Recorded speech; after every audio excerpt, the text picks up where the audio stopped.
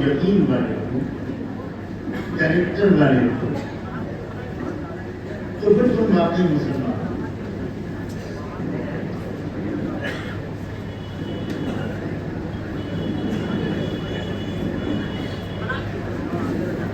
آج کے ہمارا جو مسلم معاشرہ ہے، جو مسلم سماج ہے، ابھی ہمارے سامنے آپ کے یہیں کے ایک نمائندے نے بہت دکھ کے ساتھ یہاں کے مسلمانوں کی اصلی حالت ہمارے اور آپ کے سامنے رکھی۔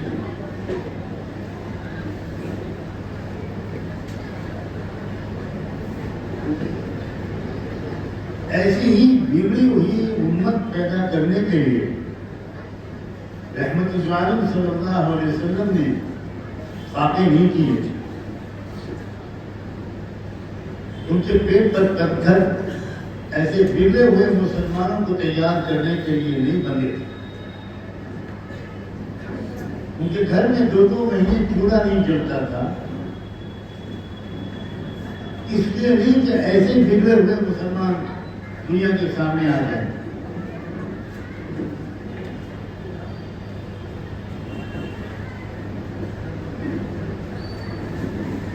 بہت محبت کے ساتھ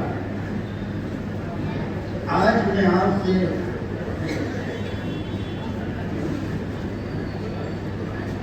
دردمندانہ یہ اپیل کرنے کے لیے حاضر ہوا ہوں کہ خدا کے لیے اپنے کو بدل ڈالنے اور ایک بہتر اور مکمل مسلمان بننے کا آج اور ابھی فیصلہ کرے۔ کسی دوسرے کی خرابی کو مت دیکھیے، آپ صرف اپنے بارے میں جاننا کیجیے کہ کیا میں واقعی مکمل مسلمان ہوں، کیا میرے اخلاق، کیا میرے معاملات، کیا میری عادتیں، میری 24 گھنٹے کی زندگی کا شیڈول، میرے دل کے جذبات، میرے دل کی خواہشات اور ارمان، کیا وہ ہیں جو مسلمان کے ہونے چاہیے؟ کیا میری زندگی کا مقصد وہ ہے جو مسلمان کا لازماً ہونا؟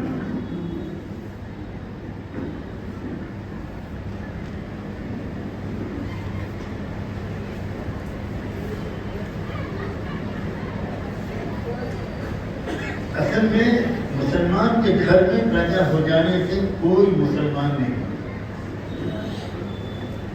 اور ہمارے مسلمان ہونے کی اتنی ہی بس حدود ہیں کہ ہم مسلمان کے گھر میں پیدا ہو گئے،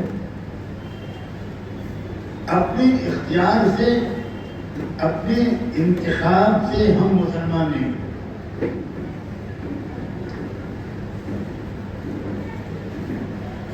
ہم نے اسلام کو سمجھ کر قبول نہیں کیا، ہم کو تو نسلی طور پر وراثت میں اسلام ملا۔ کوئی ڈاکٹر کا بیٹا بغیر میڈیکل کالج میں سخت محنت سے پڑھے ہوئے وہ ڈاکٹر نہیں بن جاتا، کوئی جج اور وکیل کا بیٹا لا کالج میں سخت محنت سے پڑھے بغیر وہ جج اور وکیل نہیں بن جاتا۔ اسی طرح کسی مسلمان کا بیٹا یا بیٹی وہ اسلام کو سمجھے بغیر اور سمجھ کر قبول کیے بغیر وہ مسلمان ہے ہی نہیں، ہو ہی نہیں سکتا۔ مسلمان ہونے کے 2 درجے ہیں، ایک ہے قانونی، لیگلی ہم کون ہیں، ہمارے برتھ سرٹیفکیٹ میں ہمارے پیرنٹس کا ریلیجن لکھ دیا گیا اسلام، ہمارے آدھار کارڈ اور راشن کارڈ میں بھی لکھ دیا گیا کہ ہم مسلم ہیں۔ یہ قانونی درجے کا اسلام،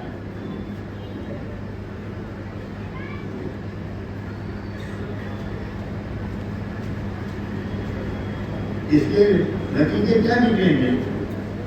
یہی نکلیں گے کہ ہمارے ساتھ پھیرے نہیں ہوں گے شادی کے موقع پر، ہمارا نکاح،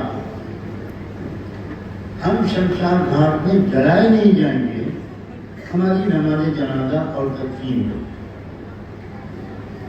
یہ قانونی مسلمان کا اسٹیٹس ہے۔ لیکن یہ قانونی مسلمان کیا دنیا کے انسانوں کو اسلام سے قریب کرنے میں کامیاب ہو؟ کیا یہ قانونی مسلمان اپنے ماں باپ کی آنکھوں کی ٹھنڈک بنے گا؟ کیا یہ صرف قانونی مسلمان اپنی بیوی کے لیے بہت اچھا شوہر ثابت ہوگا؟ کیا یہ قانونی مسلمان لڑکی اپنی ساس کے لیے بہت ہی اچھی بہو ثابت ہوگی؟ کیا یہ قانونی مسلمان ایک ایماندار تاجر ہوگا؟ کیا یہ قانونی مسلمان ایک انصاف کرنے والا جج ہوگا؟ ہرگز ضروری نہیں۔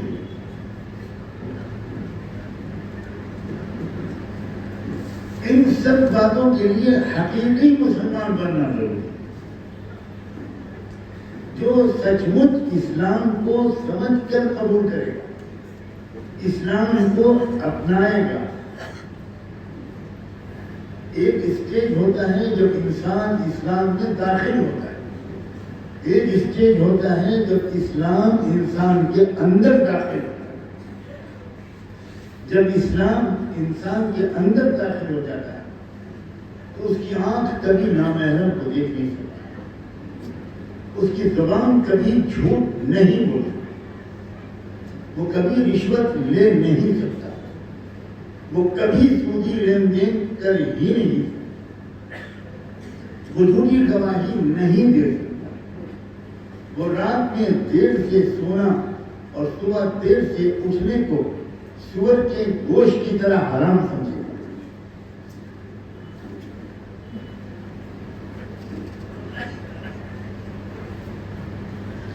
جو واقعی مسلمان ہوگا وہ جی لگا کر نماز پڑھے گا، 5 وقت کی نماز جماعت سے پڑھے گا، اچھے رکوع سجدے کرے گا، اس کا دل لگے گا نماز۔ جو حقیقی مسلمان ہوگا وہ قرآن مجید کی تلاوت بھی کرے گا اور قرآن کو سمجھنے کی کوشش کرنا بھی فرض عین سمجھے گا۔ میرے الفاظ پر پتہ نہیں غور کر رہے ہیں کیا؟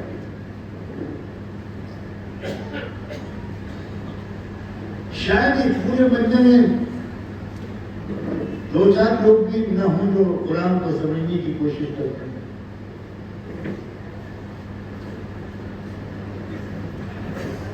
عام مسلمانوں نے، خاص طور پر ہمارے ملک کے مسلمانوں نے بالکل یہ سمجھ لیا ہے کہ قرآن کو سمجھنے کی کوشش کرنا ضروری نہیں ہے۔ اس سے بڑھ کر قرآن کی توہین اور قرآن لانے والے رسول کا مذاق اور قرآن اتارنے والے رب العالمین کا مذاق اور کچھ اور نہیں۔ کہاں سے یہ خبر پھیلی ہے کہ ہم لوگوں کے لیے قرآن کو سمجھنے کی کوشش کرنا ضروری نہیں؟ یہ کہاں سے آئی؟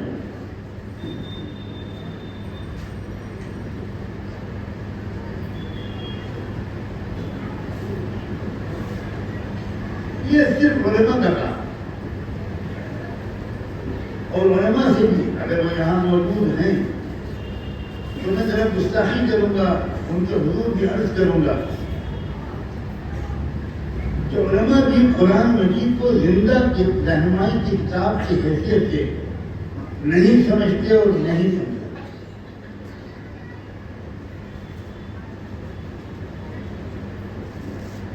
چنانچہ مسلمان جب پریشانیوں میں آتے ہیں، جیسے آج کل ہمارے ملک میں ہم سب پریشانیوں میں ہیں، تو ہم مسلمانوں کا حال یہ ہے کہ ہم کبھی دیکھتے ہیں اس سیاسی پارٹی کی طرف کہ وہ کیا رہنمائی دیتی ہے، کبھی گاندھی جی کی طرف دیکھتے ہیں، کبھی ڈاکٹر امبیڈکر کی طرف دیکھتے ہیں، کبھی ملائم سنگھ کی طرف دیکھتے ہیں، اور کبھی اور لیڈر، میں ان کے سب کا نام نہیں لوں گا ورنہ وضو تو کیا غسل واجب ہو جائے گا۔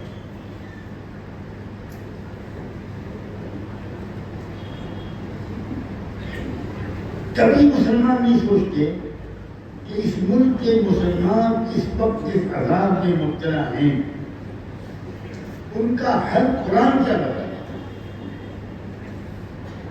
اور علماء جب بھی گستاخی معاف قرآن مجید کو زندہ رہنمائی کی کتاب کی حیثیت سے نہیں سمجھے ہوئے ہیں، اور اس لیے عام مسلمانوں کو ان کی تقریروں اور بیانات سے اکثر مکمل تشفی بخش یقینی رہنمائی نہیں۔ قرآن اتنی زندہ کتاب ہے، علماء سے بھی کہہ رہا ہوں، دانشوروں سے بھی اور نوجوانوں سے بھی، کہ آج مثلا 1 نومبر سن 2023 آج کے دن میری پرسنل زندگی میں، میری فیملی کی زندگی میں، میرے خاندان، رشتے داروں اور برادری کی زندگی میں، میرے محلے کی زندگی میں، میرے صوبے اور ملک کی زندگی میں آج کے دن جو نئے مسائل پیدا ہوئے، رب کعبہ کی قسم ان مسائل کا تذکرہ اور ان مسائل کا حل قرآن مجید میں موجود ہے۔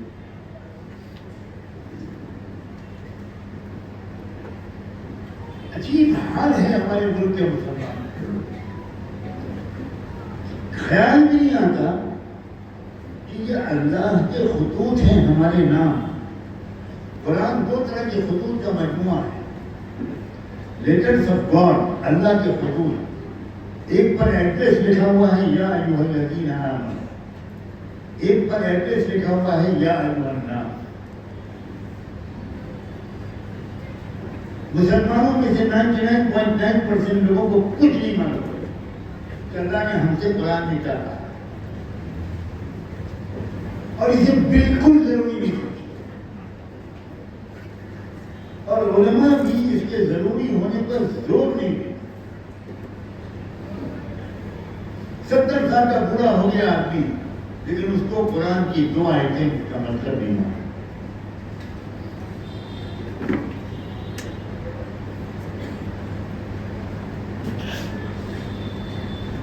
اسی لیے ہم بھٹک رہے ہیں، عجیب غریب پریشانی میں، کوئی کانسیپٹ کلیئر نہیں، کوئی حل ہمارے ذہنوں میں واضح نہیں کہ ان مشکلات سے جن میں ہم پھنس گئے ہیں، ان میں پھنسنے کی وجہ کیا ہے اور نکلنے کا طریقہ کیا ہے۔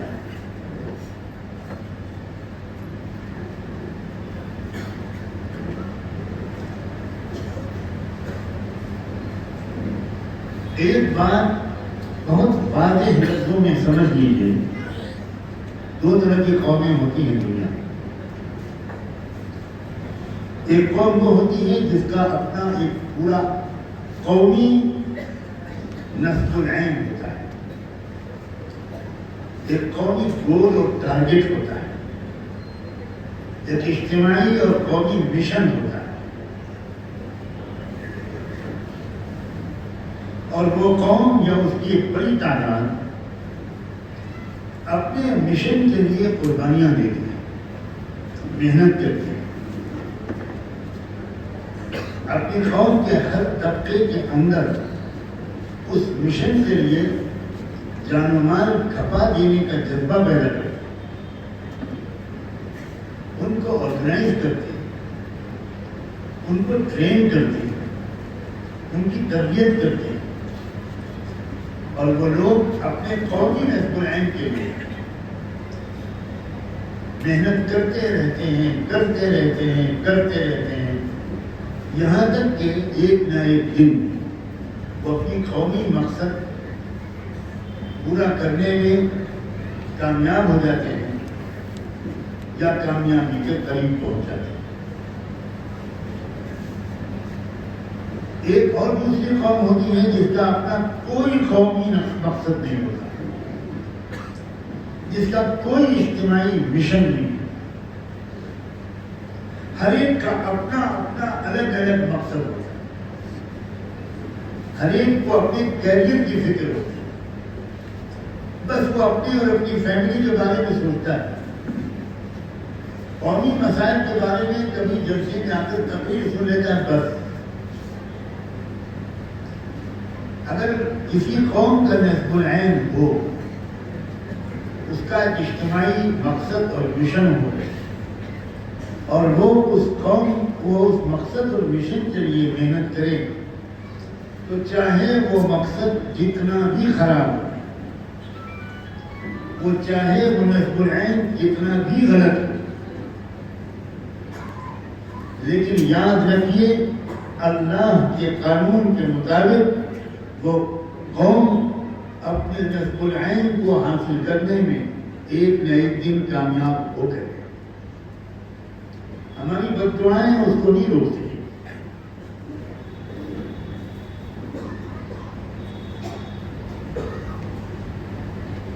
ہمارے ملک میں ایک چھوٹی سی اقلیت ہے، اس کی آبادی 3-3.5% سے زیادہ نہیں، اس نے اپنا ایک قومی نصب العین طے کیا آج سے 100 سال پہلے، ایک اجتماعی مقصد اور مشن انہوں نے طے کیا، اور وہ طے یہ کیا